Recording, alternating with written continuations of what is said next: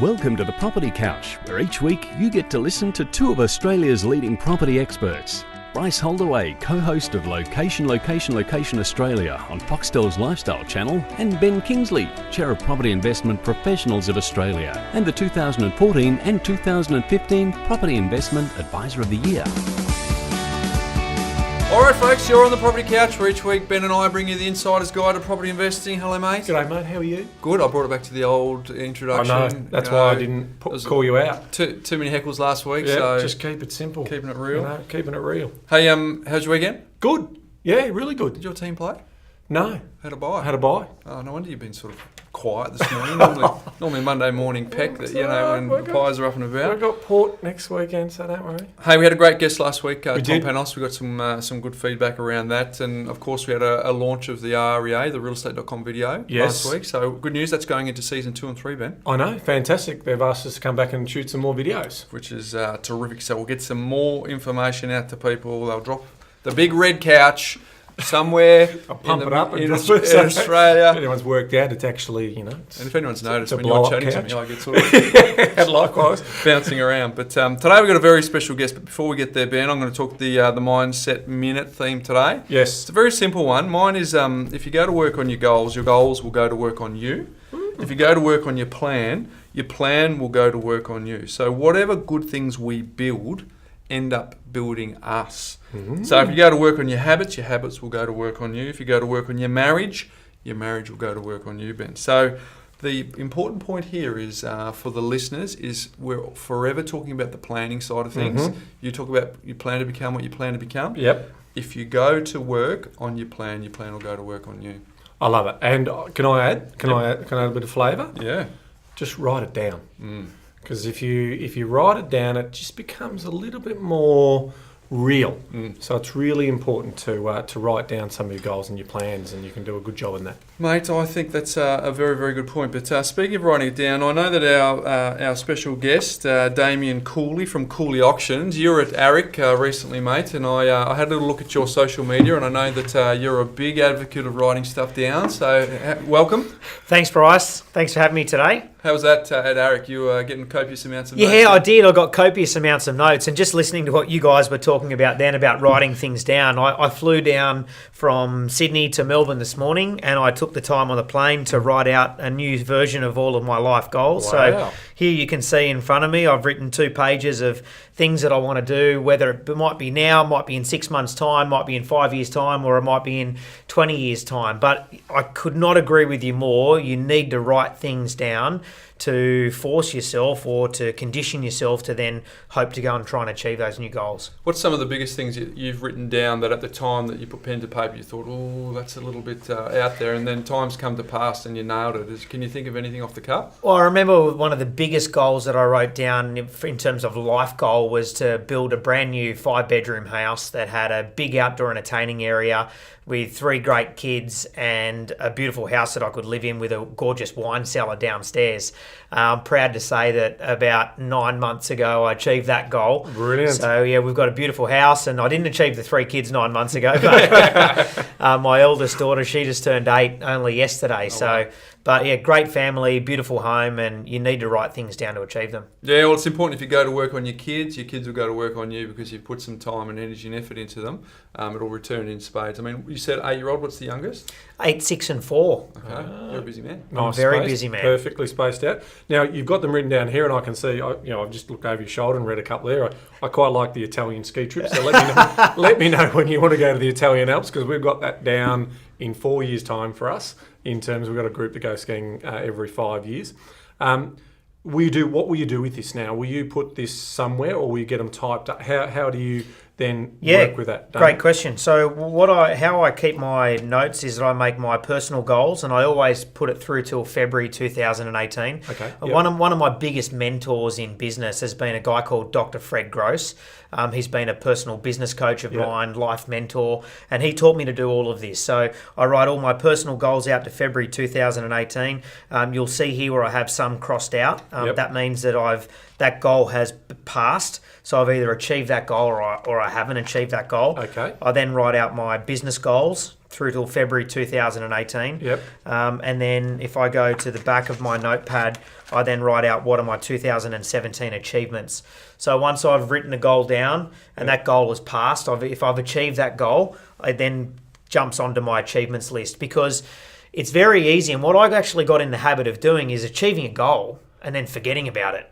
So I then started moving it into my achievement section. So whenever I felt down, or if something wasn't going my way, or I missed out on new business or a client, or something happened in life that I just wasn't happy with and I just didn't feel good about myself, I'd go back and I'd review my achievements for that 12-month period. Terrific. And it really made me say, you know what? Life's pretty good. You're actually doing really well. Yeah, you are. And I mean, obviously, as one of Australia's best auctioneers and best real estate agents, you are ticking a lot of good boxes there, mate. Well, there's that consistent theme that in high performers where they practice the act of gratitude. So it gives you that opportunity to go, what am I grateful for? What have I actually done? What have I ticked off, as you said? Because Ben and I had that chat. I can't remember where we were, Ben, but because our podcast is going through, Qantas and Jetstar, which was a really exciting goal for us, and we're doing some collaboration with realestate.com as well. But we're so busy that we go, okay, what's next? And let's move on. And we often forget to smell the roses. Ourselves, which is so we've got to take some. We do.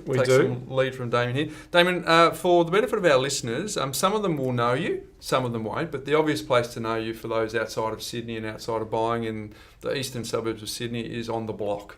And you've been a successful auctioneer, and it's. I found it interesting that with so many Melbourne series, that the contestants have flown you down from Sydney, and I think it's worked really well for them. But for the benefit of the listeners, what's it like in the bright lights of the block? Because I'm sure it's insane during those auction evenings. Yeah, look, the block's been incredible for my career. It's been incredible for my profile. I really see the block as a place where I can go and, I guess, demonstrate what I do on a daily basis to the greater public. Because as you said, I'm known in my local marketplaces, but the block has really helped to really springboard my brand of Damien Cooley and Cooley Auctions into the greater marketplace, where now I'm become recognised when one of my clients goes into a listing presentation and they're pitching to win some business, and they mention that I'm doing the auction. They may not necessarily know my name, but they'll know the guy with the orange tie on the block. And that's, for me, that's great brand awareness.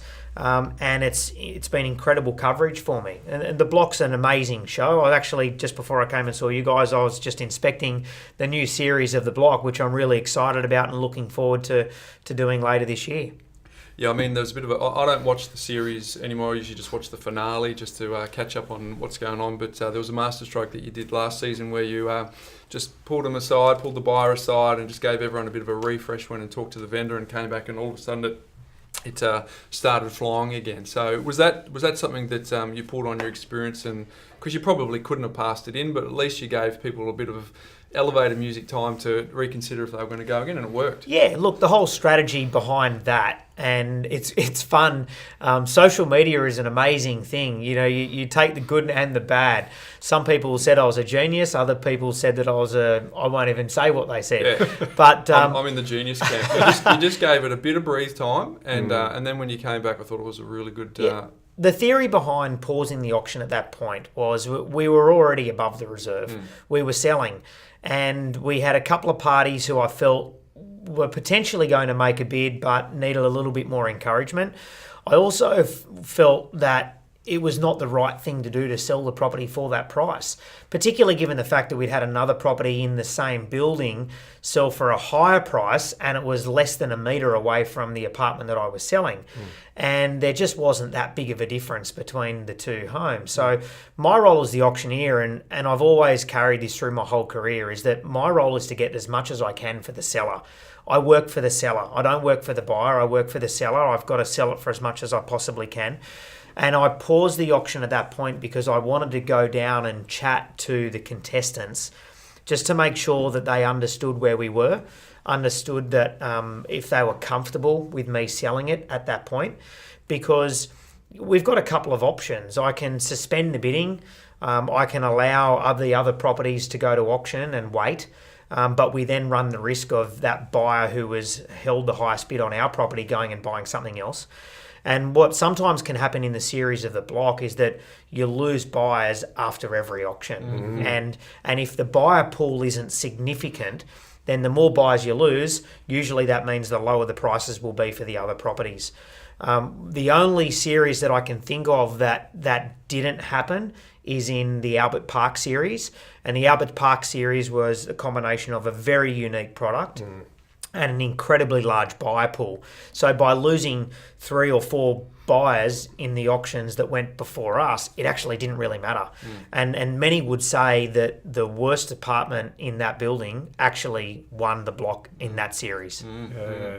And I mean, do you pull a straw number in terms of which order it's going to be auctioned? Every year is actually different, Ben. They sometimes what they have is they have a challenge to see who's going to choose the order of sale first. Yeah. Other times they have other tasks or little things that the block producers come up with to try and determine what the order of sale is. Okay.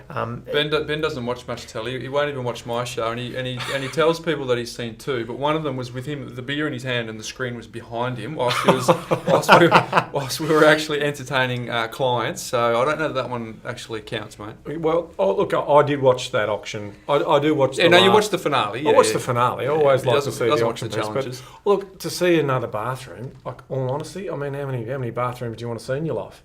so it's just more of, okay, well... You're talking to the man who sees 9 different bathrooms every Saturday. And That's right. That's why I'm not a selling agent. That's why I don't work for the seller. Rewind. Let's take it back. Yep. You established Cooley Auctions in 2003. Yep, 2003.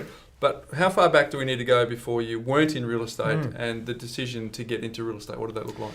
I went to boarding school in a place called Campbelltown. It was a school called St Gregory's College, and St Greg's were known for being a great rugby league school.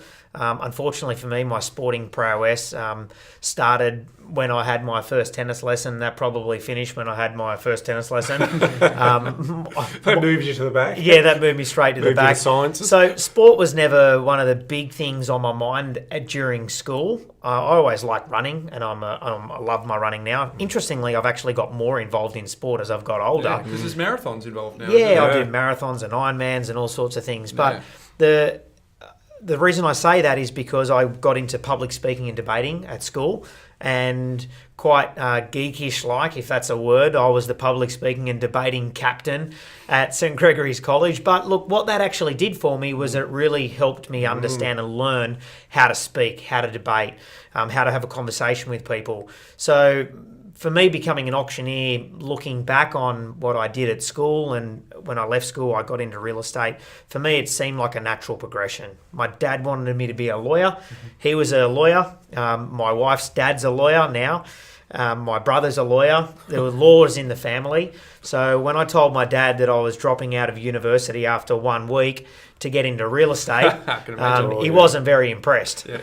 But I started my real estate career in 1999. I left school in 98, and it was a big wake-up call for me. I started in real estate in 99, and for those listeners who may be in Sydney, in April 99 we had a huge hailstorm rip through Sydney, and we lost lots of houses, roofs all through the eastern suburbs. So my first couple of months in property management in real estate was all crisis accommodation for tenants.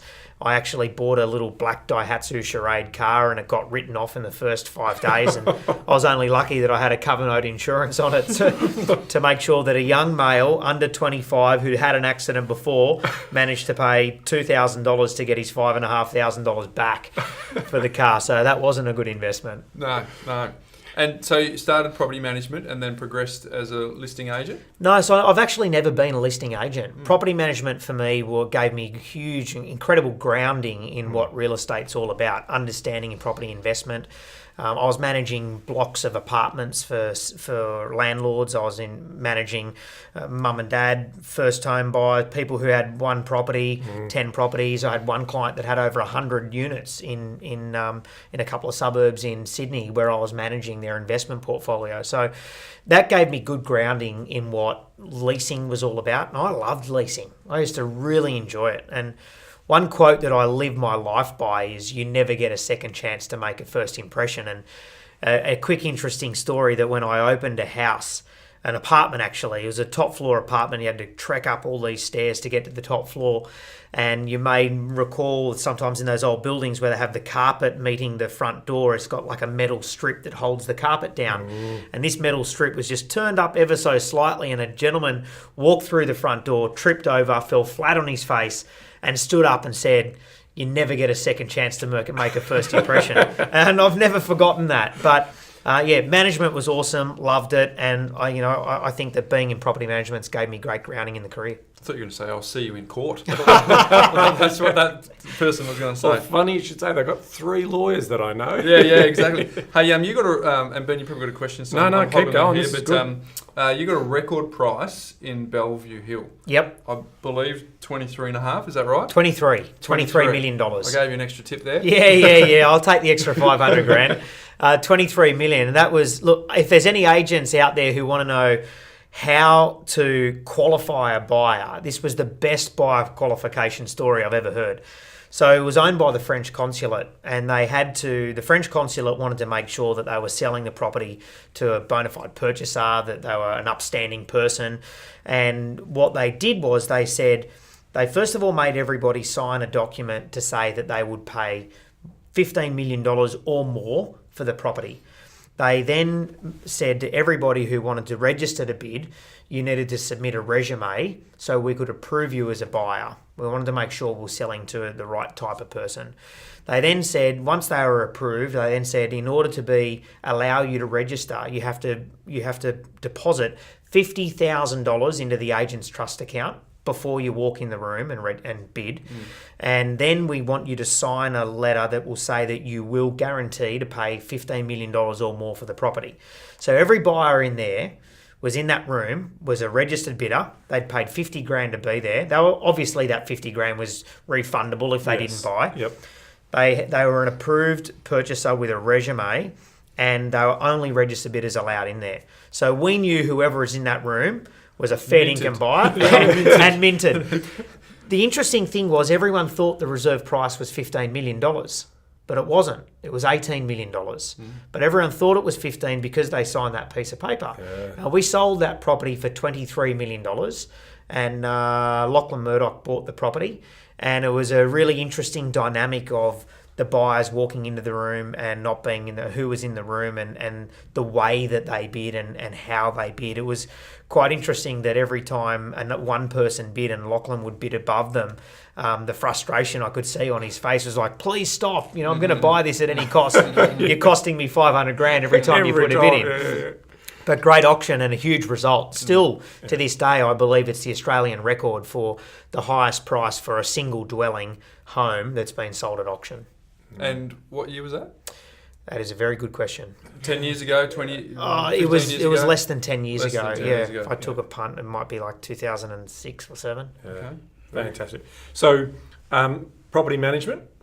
Then, where did the road lead you into being an auctioneer? So I was a property manager at a real estate firm called Elders in Randwick, and my employer at the time, Robert Anderson, and Graham Anderson, who are both great friends of mine, who have done incredible things for my career. Robert came down and said to me, he goes, "Damo, I reckon you should go into this auction competition." And it was the Real Estate Institute of New South Wales Novice Auctioneers competition. And you'd done the public speaking prior, so you were a Monty for it. Oh, yeah, absolutely. I think in bookmakers' terms, I was probably $1.04. But I registered for the competition and I won the regional final. And as a result of winning the regional final, I then went to the state final. I went to the state final and I won that. And then I got recruited to go and be an auctioneer at McGrath Estate Agents at the time in Sydney, and never looked back. Auctioneering became my career, and we started the business in 2003, and what a journey! Can you put your finger on what they saw in you in that in those competitions? Because I'm sure there was a bunch of guys that knew how to call an auction. What was your edge? I think young guy, incredibly attractive, good-looking bloke, somebody who wasn't afraid to stand up in front of a crowd ultimately and I guess call for bids, control the bidding, controlling the bidding is a big thing, Yeah. and particularly in a novice auctioneer, when you're looking for someone who has the confidence to tell someone no and ask for something different. And I've really held that through my whole career. And I think that if there's one thing that I look at my auctioneering style right now that I do, and in terms of a strategy that I employ, is all about how can I get more? How can I get more? How can I get the most for my seller? That's who I'm employed by. So I think that in the Fed income department, what they really saw in me was a young person who had confidence to stand up in front of a crowd, call an auction, and be an auctioneer. I think that too many auctioneers in today's industry are just property presenters and they're audit takers. They add numbers up, and some of them can't even add numbers up that well. But they stand there and they take bids from people. A great auctioneer is one that creates an auction. A great auctioneer is one that sells a property to a buyer. A great auctioneer is one that controls the bidding and has a clear goal in mind of where they want to get to. And then once they get to that goal, it's smashing through that barrier and getting as much as they can for their owner. Nice. Just brilliant stuff. So you've moved from McGrath and then you set your own gigs up, and now you've obviously got other people that you're training, and they obviously work under your brand now, don't they, as well? Yeah, absolutely. And that was really, I really, if I'm honest with myself, I fell into that. It was never, the goal was never really to have this huge auctioneering company that we had, 20, 30, 50 auctioneers all around the country and whatnot. I fell into that. I fell into having somebody coming and working with me as an auctioneer because I got busy quickly. In my first year of auctioneering, I did 392 auctions. Wow. And after doing 392 auctions, you get to the point where on a Saturday, you can only do so many and you need people to help. So employing my first contract auctioneer at that point was as a result of just natural growth. And you're right, the business has grown considerably from our first year doing 392 auctions to the peak of our career, which was not last year, but the year before. We did just over 6,000 auctions. I bought one on the show from one of your in-rooms. Did you? It was in Bondi, but it wasn't you, which is one of my next questions, but sorry, go on. Yeah, so our company has grown. We've done great business. Like any business, we've gone through stages where we've learnt a lot about our business. In the early stages, I felt like our company was growing, but maybe growing for the wrong reasons. We were growing and we were doing great volume, but we weren't as profitable as what we wanted to be. So I actually find now I really took a bit of a backward step in terms of our volume. We lost a couple of auctioneers, but we became more profitable. And ever since then, we've been growing and we now do a lot more auctions than we were at those days, but we're also a lot more profitable for the business, which is perfect. So how does that go? Everyone walks in and they say, I want Damien to represent me, and then you've got to say, well, I've got a team of guys. Is that a conversation that you get when you're trying to share the love with the team? Yeah, it's a conversation that's unavoidable. Yeah. And when you have your name on the door, it's a conversation that comes up. A lot of people have criticised me. When I say a lot of people, I'm talking about friends and family in some cases who have said, you should never have called it Cooley Auctions. I said, well, if you look at a lot of businesses, McGrath Estate Agents, Rain and Horn, Ray White, Hocking Stewart, Greg Hocking Real Estate, a lot, Jealous Craig, a lot of these businesses were actual people at some point. But business will go through a transition period where it becomes less about the person and more about the company. And you need to make it about the company. For me, marketing, brand awareness has always been the biggest player in me trying to take it away from being Damien Cooley and it being about a group of auctioneers that all work their backsides off to get the best results for their owners. And I think that we've done that really well over the last 5 years. So a lot of the agents in Victoria have their in-house auctioneers. Obviously, Sydney seems to be a lot different in regards to bringing in specialist auctioneers like yourself. If I'm even though we obviously focus on the buyer side in our podcast, if I'm looking to select a selling agent to look after me, and they're going to use an external auctioneer, what does that conversation look like for the vendor? What should they be looking for in the pitch from the selling agent who's bringing in an external auctioneer? So if I'm an agent and I'm bringing an external auctioneer in, for me it's all about making sure that the seller understands that this person is a specialist in their field. I think our company's big advantage is our brand. I think our company's big advantage is not only our brand but also the results that we achieve. And I think you need to be able to prove value. I think a lot of people go into these listing presentations and they say, I'm great, I'm this, we've got a good brand, but how do you actually add value to the client? And this is the most important thing that when we're pitching ourselves as auctioneers, of how do we add value. So one of the measures of value that we use is how much we sell above our owners' expectations. So we gauge where our owners set their reserve price. We then gauge where our owners will accept a figure. And we find on average that our owners set their reserves 3% above what they actually will sell the property for. And that is a number that we are able to track, because we know to the client what's your reserve and what will you sell for. Mm-hmm. So there's usually, well, on average, there's a 3% range between what the reserve is set and what. So we then say, well, our value is what we then sell the property for above the reserve or above their take price. So we can say, is it 60,000 on average above the reserve, or is it 80,000 above the reserve? And we measure that across what properties sell at auction. So we have something that we bring out every month called the Cooley Index. And our index tracks this type of data: how many people are registering at auctions, how many properties sell above reserve, how many properties sell above reserve and for how much above their reserve, how many properties open with a vendor's bid, how many properties sell prior to auction. So we collect a lot of this information that not a lot of other groups can collect, because we're the ones that actually ask the right questions and can ask those questions. So coming back to answer your question about how does an agent sell that to an owner, it's about, we use specialist people in an industry that can get the best results for you. Has anyone actually showed you, has any other agent actually showed you how they negotiate? Yep. 99% of the time, no other agent would have shown that seller how the agent or auctioneer negotiates. But we're able to do that. And one of the big things that we use is that we give our agents our bidding sheets. So we will show, and this is not that common in Victoria, but very common in Sydney. We will show our prospective seller where the bidding stopped at, where the highest bidder increased their bid to a second figure, where they increased to another figure, and then to another figure. And that may all well be above what the owner's reserve is. So we're showing and proving how we negotiate, and showing and proving how we add value to that deal. But, I mean, are those insights all in-house? I mean, the Cooley Index, that's no, external. That's open to the market. What you just described, that people can see that? We don't put our bidding sheets open to the market, but all the data is open to the market. Wow. Yeah.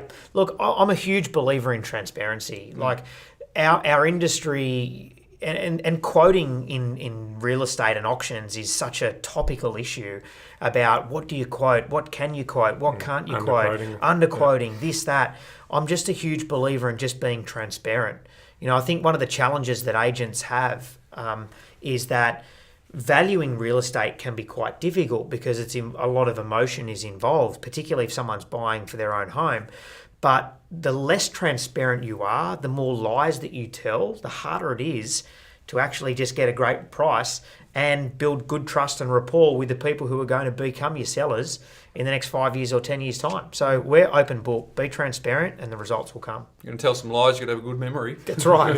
Yeah, that's right. I mean, and it's a testament to obviously the growth in your business and the success you've had. It just goes to show that there obviously are professionals out there, as opposed to the generalists that we see that don't get the job done. Mate, you've openly disclosed, and fair enough, that you're in the best interest of the seller, and that makes sense. But if you could just quickly jump over the fence from the buyer, you're in this unique position where you see, up to 6,000 auctions in a year as a group. What are the key mistakes that you see buyers make? Because there's no emotion in the process for you, because you're doing it as part of your profession. Your goal is to transfer that confidence to your client, but the poor old buyer is just there exposed in the street. What advice could you give them to give them a better chance of buying their dream home this weekend? I think when you look at an auction and you look at a strategy, for example, that a buyer